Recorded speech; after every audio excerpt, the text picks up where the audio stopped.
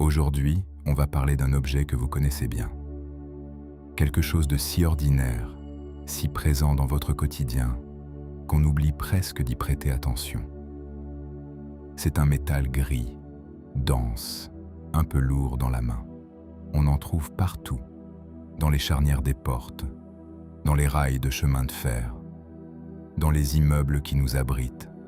Il circule même dans notre sang, silencieux, discret, indispensable à notre survie. Ce métal, c'est le fer. Et pourtant, derrière cette apparence familière, se cache quelque chose d'absolument vertigineux. Le fer n'est pas un élément comme les autres. Il occupe dans l'architecture de l'univers une place unique, presque inquiétante. Une place que la physique lui a réservée depuis le tout premier instant du cosmos. Une place au fond d'une vallée que rien, ni les forces les plus puissantes de la nature, ni les explosions les plus colossales de l'univers, ne peut véritablement quitter. Le fer est à la fois le produit final des étoiles les plus massives et leur assassin. Il est la destination ultime vers laquelle toute la matière du cosmos semble vouloir se diriger, lentement, inévitablement, depuis la nuit des temps. Et dans un futur si éloigné que les mots manquent pour le décrire, il pourrait bien être la dernière forme que prendra la matière avant que l'univers ne s'endorme dans un silence absolu.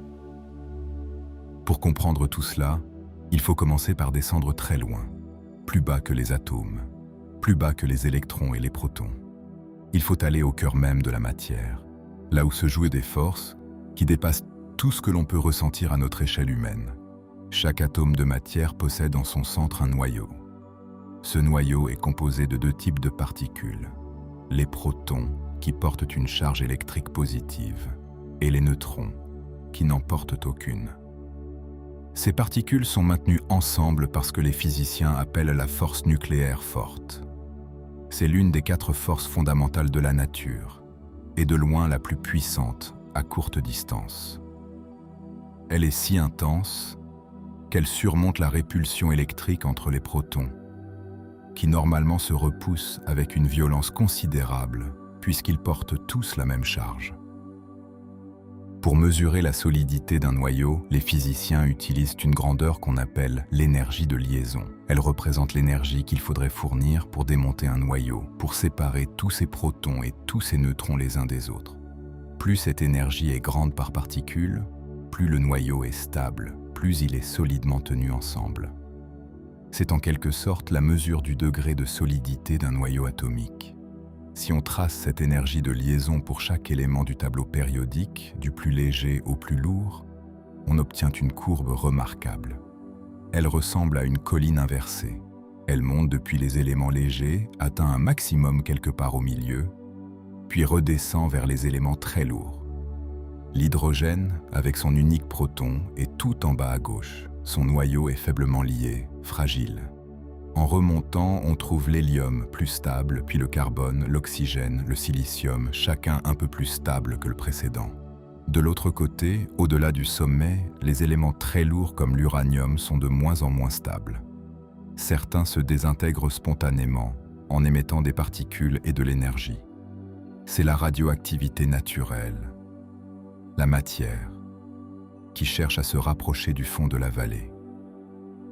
Au fond de cette vallée, au point le plus profond, se trouvent 3 noyaux proches en stabilité, le nickel 62, le fer 58 et le fer 56. Ces 3 noyaux sont les plus solidement liés de tout l'univers. Le fer 56 en particulier possède la masse par particule la plus faible de tous les noyaux connus.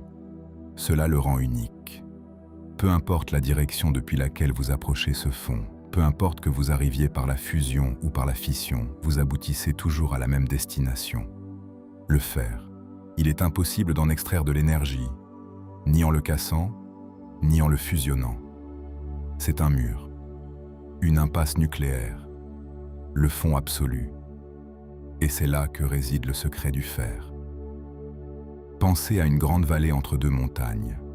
Les éléments légers sont hauts sur le versant de gauche, les éléments très lourds hauts sur le versant de droite, et le fer repose tout au fond. Quelle que soit la montagne depuis laquelle vous descendez, vous finissez par arriver au même endroit. Si vous fusionnez 2 noyaux légers, vous libérez de l'énergie. C'est comme une bille qui roule sur la pente.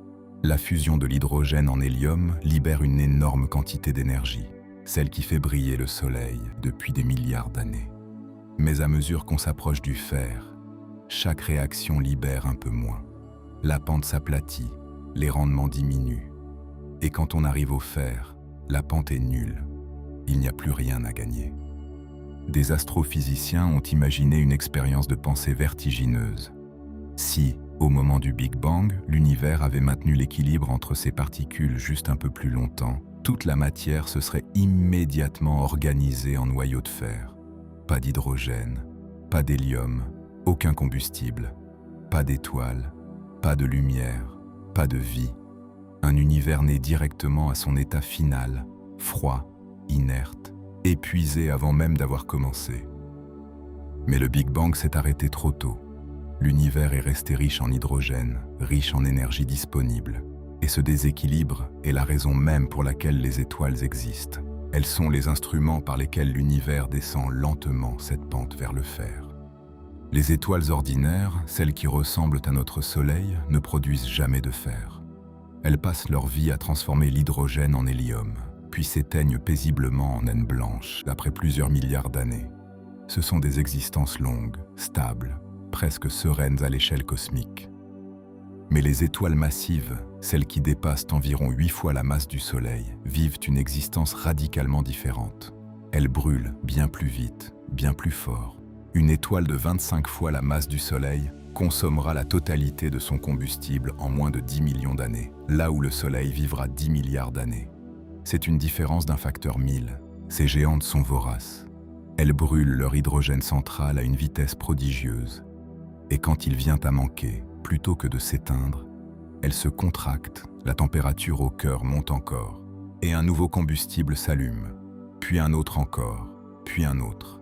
C'est une succession de crises, chacune plus brève et plus intense que la précédente.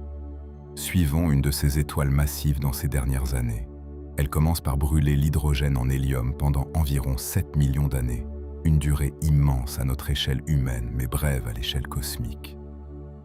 Quand l'hydrogène vient à manquer au centre, le cœur se contracte, la température monte à plusieurs dizaines de millions de degrés et l'hélium prend le relais. Cette phase dure environ 700 000 ans, 10 fois moins longtemps que la précédente. Quand l'hélium s'épuise à son tour, le cœur se contracte encore. La température monte à plus de 500 millions de degrés. Le carbone s'allume. Cette phase dure environ 600 ans. Puis le néon, à plus d'1 milliard de degrés, brûle en un an à peine. L'oxygène, à 2 milliards de degrés, tient 6 mois. Contemplez cette séquence un instant.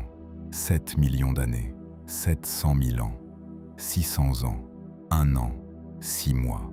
L'étoile accélère vers sa propre fin dans un vertige qui s'emballe. Si on comprimait toute sa vie dans une seule année calendaire, les 6 premiers mois correspondraient à la combustion de l'hydrogène, les 3 mois suivants à l'hélium, et les derniers 6 mois représenteraient toutes les étapes restantes, depuis le carbone jusqu'à la fin. Il y a 2 raisons à cette accélération. D'abord, chaque combustible libère moins d'énergie que le précédent, puisqu'on s'approche du fond de la vallée.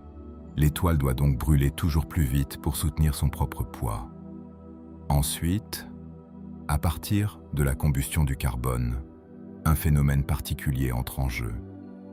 La production massive de particules fantômes, qu'on appelle des neutrinos. Ces particules sont tellement peu interactives avec la matière ordinaire qu'elles traversent l'étoile entière comme si elle n'existait pas, emportant avec elle une quantité colossale d'énergie, sans jamais la déposer. L'étoile se vide de l'intérieur par un canal invisible et doit brûler encore plus vite pour compenser. Pendant tout ce temps, la structure interne de l'étoile s'est transformée en quelque chose de remarquable. Depuis l'extérieur, l'étoile ressemble encore à une étoile normale. Sa surface brille tranquillement. Rien n'indique ce qui se passe à l'intérieur. Mais si on pouvait la couper en deux, on découvrirait une structure en couches concentriques, comme un oignon géant dont chaque couche brûle un combustible différent. Tout à l'extérieur, l'hydrogène. En dessous, l'hélium. Puis, le carbone, le néon, l'oxygène. Et au centre, dans une région de plus en plus dense et de plus en plus chaude, le dernier combustible, Le silicium. Le silicium s'allume à 3 milliards de degrés, et à ce stade, quelque chose d'extraordinaire se produit. À cette température extrême, les photons gamma sont si énergétiques qu'ils commencent à briser les noyaux de silicium, en plus, petits fragments. Ces fragments sont aussitôt récupérés par d'autres noyaux qui se reforment différemment. C'est une danse frénétique de désintégration et de reconstruction, un chaos apparent qui obéit pourtant à une logique statistique très précise. Le résultat de tout ce chaos, en l'espace d'une seule journée, le silicium se transforme en nickel 56, un noyau instable qui se désintégrera rapidement en fer 56 en 24 heures. Un cœur inerte de fer se constitue au centre de l'étoile. Un cœur de la masse du Soleil environ, de la taille de notre planète Terre. Et ce cœur de fer est un piège mortel. Aucune réaction nucléaire ne peut en extraire de l'énergie. Mais les couches supérieures continuent de déverser du silicium, qui continue de se transformer en fer, qui continue de s'accumuler. Le cœur grossit. Les couches extérieures, qui ne savent pas encore ce qui se passe en bas, continuent de brûler normalement. La lumière met des heures à traverser l'étoile d'un bout à l'autre. Le cœur vit ses derniers instants avant même que la surface soit informée de quoi que ce soit. Il existe une limite, calculée par un jeune astrophysicien indien de 19 ans, Subrahmanian Chandrasekhar, lors d'un voyage en bateau en 1930. Cette limite porte aujourd'hui son nom, la limite de Chandrasekhar. Elle représente la masse maximale qu'un cœur peut atteindre avant que la pression qui le soutient ne cède. Dans une étoile ordinaire, c'est la pression thermique, produite par les réactions nucléaires, qui contrebalance la gravité. Mais dans un cœur de fer inerte, il n'y a plus de réaction. La seule pression qui résiste encore à la gravité, c'est une pression d'origine quantique, la pression des électrons comprimés les uns contre les autres, qui refusent d'occuper le même état par un principe fondamental de la physique quantique appelé le principe d'exclusion de Pauli. Cette pression a ses limites.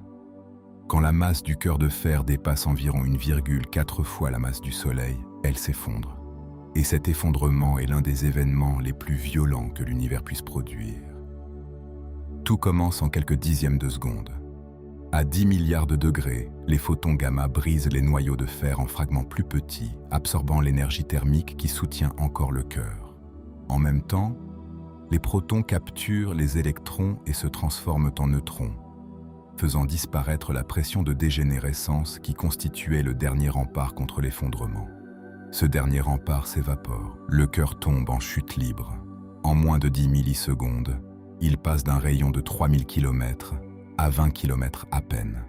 La matière atteint un quart de la vitesse de la lumière. La densité monte jusqu'à celle d'un noyau atomique. Les atomes ont cessé d'exister. Il ne reste qu'une boule de neutrons purs, comprimée dans un volume de la taille d'une petite ville. À cet instant, la force nucléaire forte devient répulsive à ces densités extrêmes. Le cœur rebondit. Une onde de choc colossale naît dans les profondeurs et se propage vers l'extérieur. Cette onde de choc est l'annonce de la fin. Si cette onde parvenait à traverser l'étoile sans faiblir, l'explosion serait garantie. Mais la réalité est plus subtile. L'enveloppe de fer en chute vers l'intérieur percute l'onde et lui vole une partie de son énergie. L'onde ralentit. Elle s'arrête à environ 150 km du centre. Pendant quelques centaines de millisecondes, tout semble suspendu. L'étoile hésite entre l'explosion et l'effondrement total en trou noir. Ce qui la sauve, ce sont les neutrinos.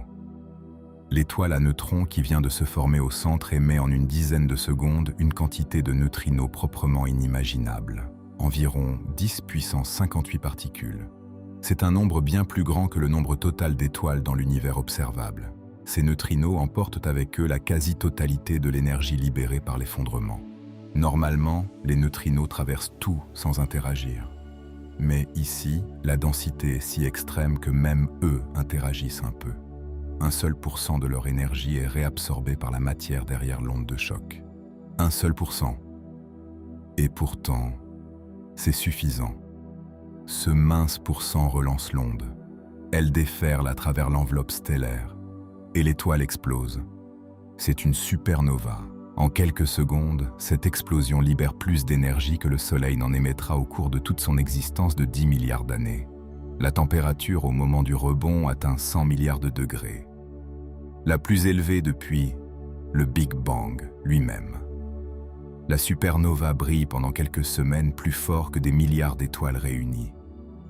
Elle est visible à l'œil nu depuis des millions d'années-lumière. Et tout cela a commencé avec un simple cœur de fer qui refusait de fusionner. Quand la lumière de la supernova s'estompe et que les débris se dispersent, il reste au centre un objet extraordinaire. Si le cœur résiduel est assez léger, il devient une étoile à neutrons, un astre de 20 km de diamètre, mais plus massif que notre Soleil, qui tourne sur lui-même des centaines de fois par seconde. Si la masse est trop grande, rien ne peut plus arrêter l'effondrement et un trou noir se forme. Mais l'essentiel dans cette histoire, c'est ce qui part. L'explosion projette dans le milieu interstellaire, à des milliers de kilomètres par seconde, les éléments forgés pendant des millions d'années dans les profondeurs de l'étoile. Le carbone, l'oxygène, le calcium, le silicium, le fer. Et dans les conditions extrêmes de l'onde de choc elle-même, des éléments encore plus lourds naissent en un instant. L'or, le platine, l'uranium, créés par la capture rapide de neutrons dans la violence de l'explosion. Ces éléments se répandent dans l'espace. Ils dérivent pendant des millions d'années dans les bras spiraux des galaxies avant de participer à la formation de nouvelles étoiles, de nouvelles planètes, de nouveaux mondes. Il y a environ 4,6 milliards d'années, un tel nuage de gaz enrichi par des générations d'étoiles mortes a commencé à se contracter sous l'effet de sa propre gravité. Au centre, notre Soleil a pris forme. En périphérie, les planètes se sont construites. Et sur l'une d'elles, le fer a coulé vers le centre, formant un noyau liquide dont les mouvements de convection génèrent encore aujourd'hui le champ magnétique terrestre qui nous protège du vent solaire. Sans ce noyau de fer, la Terre n'aurait pas de bouclier magnétique. Le vent solaire aurait lentement érodé son atmosphère, comme il l'a fait pour Mars. Le fer qui tue les étoiles est aussi celui qui rend la vie possible. Chaque atome de fer qui circule dans votre sang a été forgé au cœur d'une étoile massive, disparue il y a plus de 5 milliards d'années, dans une explosion qui a illuminé une galaxie entière. Il a dérivé dans l'espace pendant des millions d'années, a participé à la formation de notre planète, a été intégré dans les premiers organismes vivants et a traversé des milliards de générations d'êtres vivants avant de se retrouver dans vos veines. Chaque battement de votre cœur transporte dans votre sang le vestige d'une catastrophe stellaire. Mais l'histoire du fer ne s'arrête pas là. Elle ne s'arrête même pas à l'histoire de notre planète, ni à l'histoire du cosmos tel qu'on le connaît aujourd'hui. Parce que le fer n'est pas seulement la destination des étoiles du passé. Il pourrait aussi être la forme finale de toute la matière de l'univers. Et pour comprendre cela, il faut voyager très, très loin dans le temps. Plus loin que les étoiles qui existent aujourd'hui, plus loin que les galaxies, plus loin que tout ce qu'on peut raisonnablement imaginer. Pour nous aider à penser à cette échelle, deux astrophysiciens, Fred Adams et Gregory Laughlin, ont proposé en 1997 une façon d'organiser le temps cosmique. Plutôt que de compter en années, ils ont suggéré de mesurer le temps en décennies cosmologiques. Chaque unité représente une puissance de 10 années. La décennie 10 correspond à 10 milliards d'années, et ainsi de suite, sans limite. Dans ce cadre, l'univers actuel est dans sa deuxième ère, l'ère stellaire, l'âge des étoiles et des galaxies, la plus lumineuse, la plus riche. Mais à l'échelle du temps cosmique total, c'est un bref épisode de lumière entre deux longues obscurités. Cette ère se terminera quand les dernières étoiles s'éteindront. Les plus petites d'entre elles, les naines rouges, brûlent si lentement qu'elles peuvent vivre 10 000 milliards d'années. Mais même elles finiront par épuiser leur hydrogène. Et quand la dernière naine rouge mourra, plus aucune lumière stellaire ne brillera dans l'univers. L'univers entrera alors dans une longue nuit.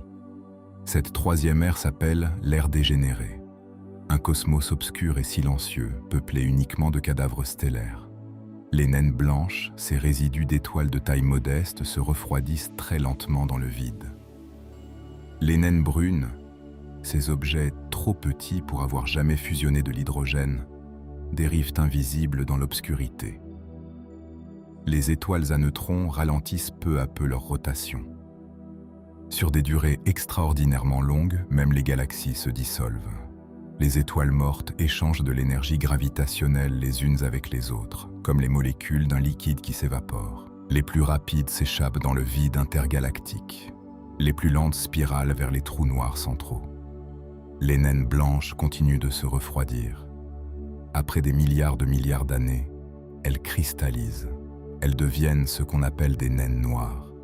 Des sphères solides, froides, invisibles, totalement inertes.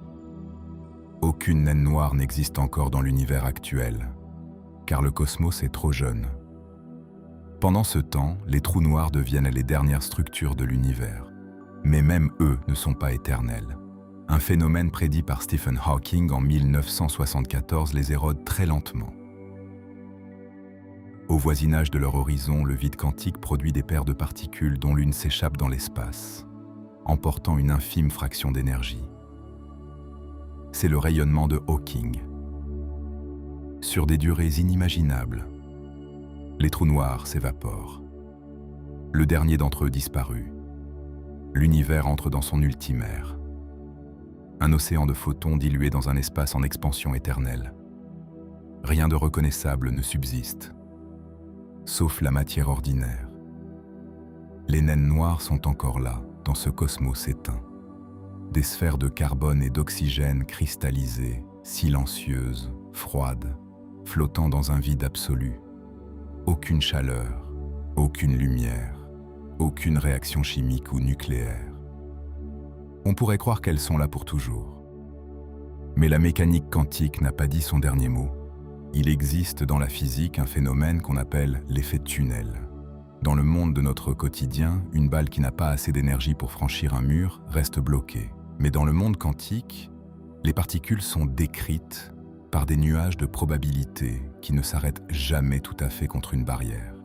Il existe donc toujours une chance, même infime, qu'une particule traverse un obstacle qu'elle ne devrait pas pouvoir franchir. Ce n'est pas une curiosité théorique, c'est le phénomène qui permet au Soleil de briller. Sans lui, les protons ne pourraient pas fusionner. Dans une naine noire figée au zéro absolu, les noyaux de carbone et d'oxygène sont emprisonnés dans un cristal rigide. Aucune énergie thermique, aucune chaleur. Mais le principe d'incertitude de Heisenberg interdit à ces noyaux d'être parfaitement immobiles.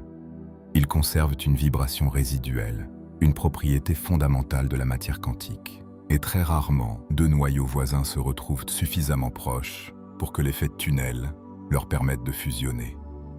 Sans chaleur, sans pression, sans rien. Juste la patience infinie de la mécanique quantique. Ce phénomène porte un nom, la fusion picno-nucléaire.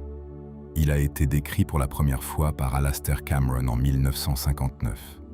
Picno vient du grec et signifie dense.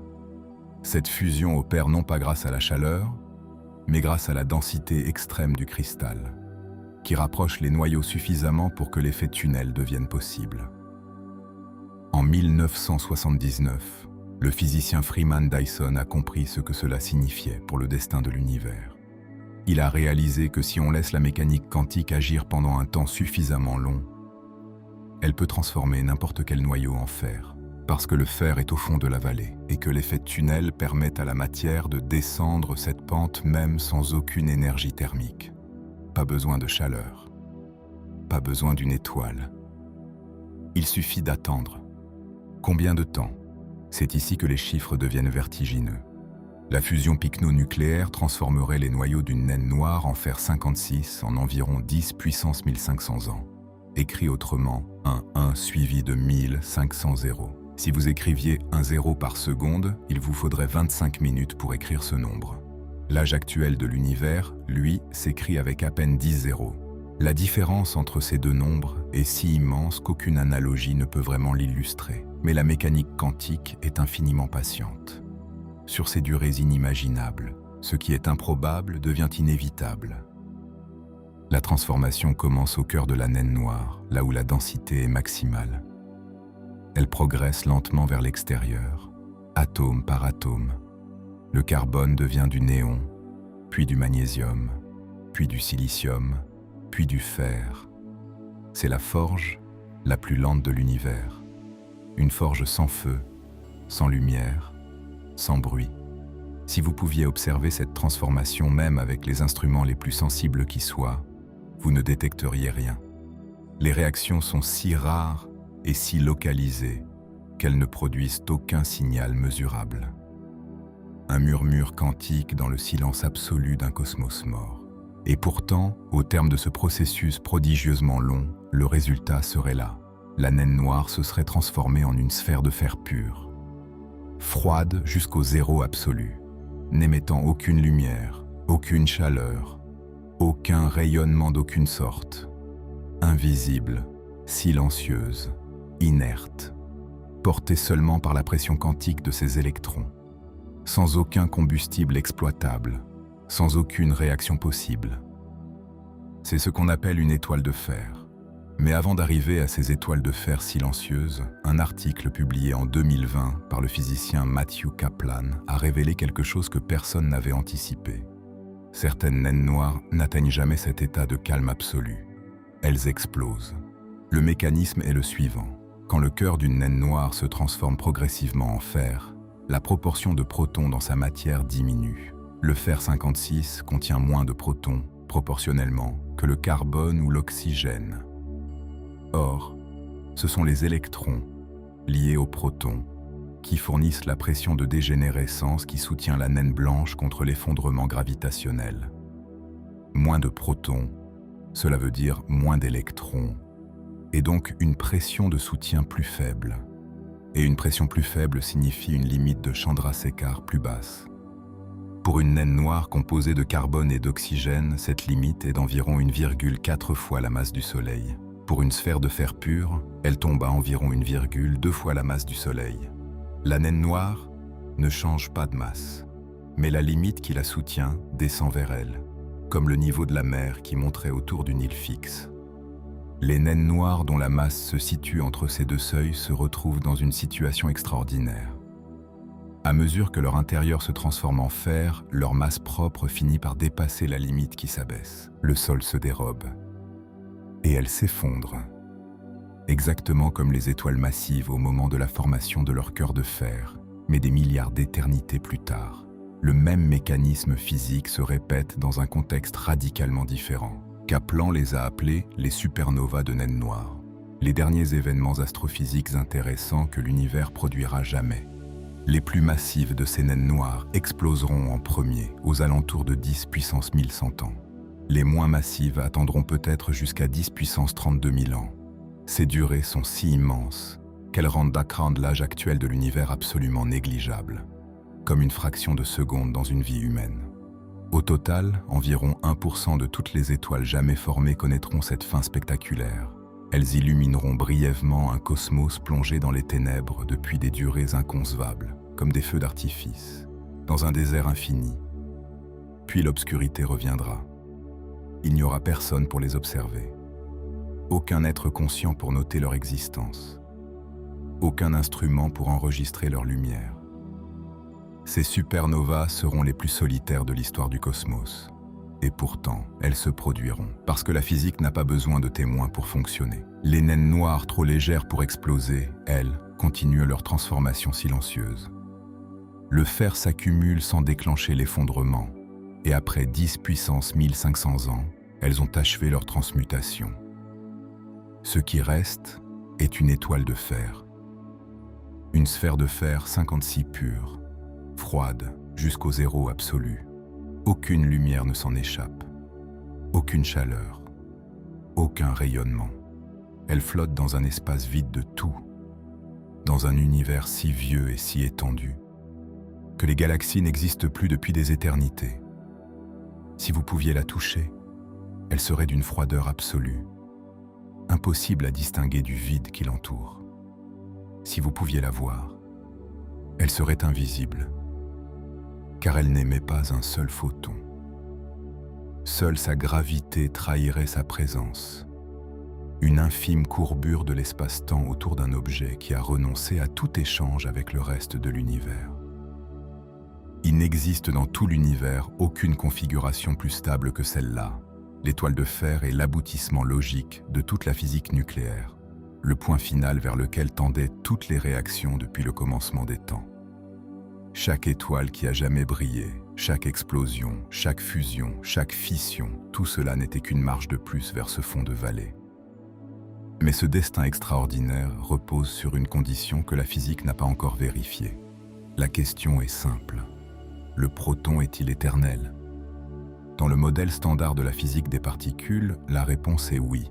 Le proton est la particule la plus légère de sa famille et les lois de conservation lui interdisent de se désintégrer. Mais le modèle standard n'est peut-être pas le dernier mot. Beaucoup de théories cherchant à unifier les forces fondamentales prédisent que le proton devrait se désintégrer, avec une durée de vie comprise entre 10 puissance 34 et 10 puissance 40 ans. Si c'est le cas, toute la matière ordinaire se désintègre bien avant que la fusion pycno-nucléaire ait le temps d'agir. Car remarquez la différence. La désintégration du proton opérerait à 10 puissance 40 ans au maximum. La fusion pycno-nucléaire a besoin de 10 puissance 1500 ans. L'écart entre ces deux nombres est de 1460 ordres de grandeur. Pour donner une idée, la différence entre une seconde et l'âge de l'univers n'est que de 17 ordres de grandeur. Si le proton se désintègre, les étoiles de fer ne se formeront jamais. La matière se dissoudra lentement dans ses composants fondamentaux, comme un château de sable emporté par une marée infiniment lente.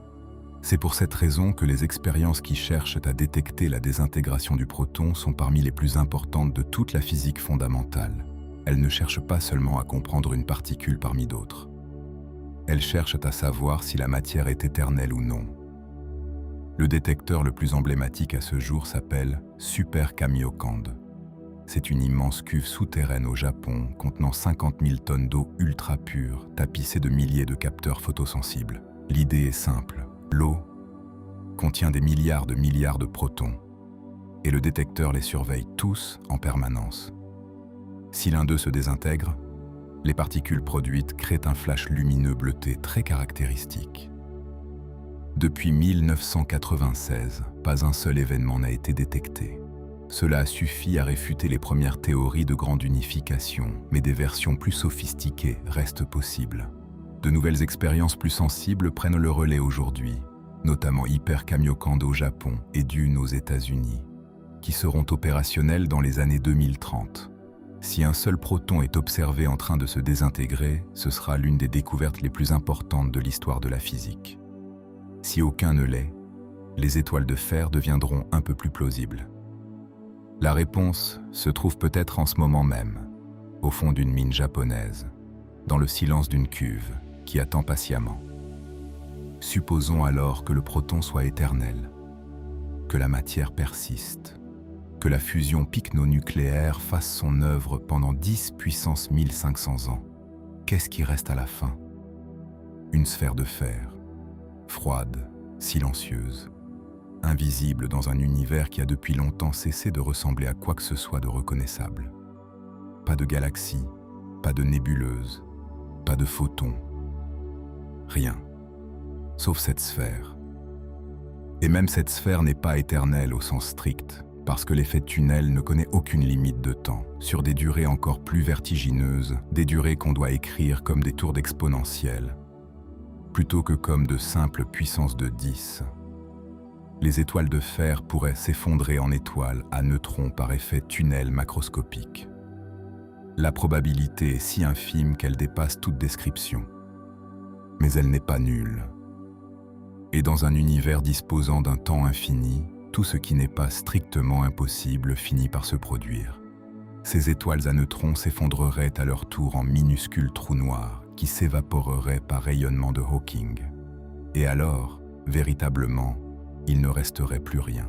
Plus d'atomes, plus de noyaux, plus de matière organisée. Juste un océan de photons dans un espace en expansion éternelle. L'univers aurait accompli sa transformation complète. Il y a quelque chose de très particulier dans cette histoire. Le fer est à la fois le poison et la destination. Le tueur d'étoiles est le repos final de la matière.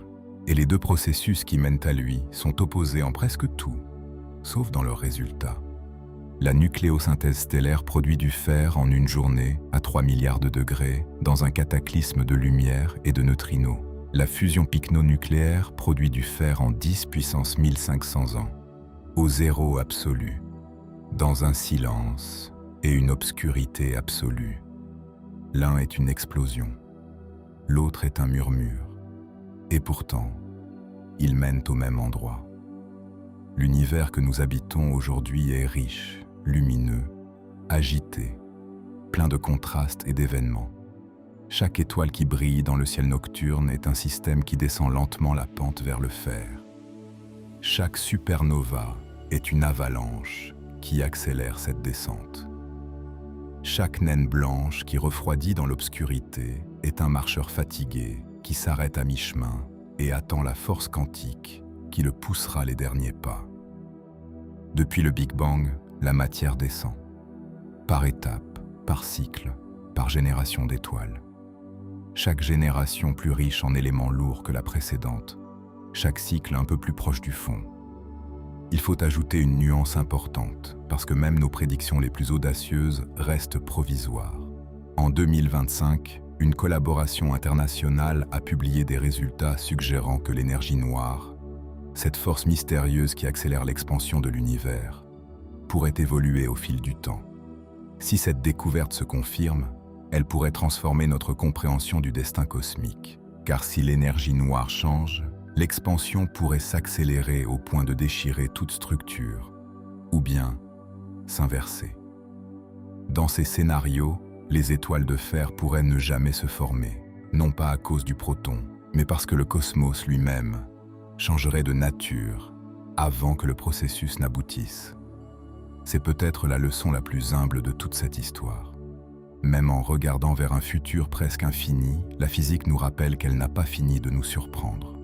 Voilà donc le secret du fer, cet élément si ordinaire, si présent, si banal en apparence. Ce métal gris que vous croisez chaque jour dissimule derrière son apparence familière l'une des vérités les plus profondes de la physique.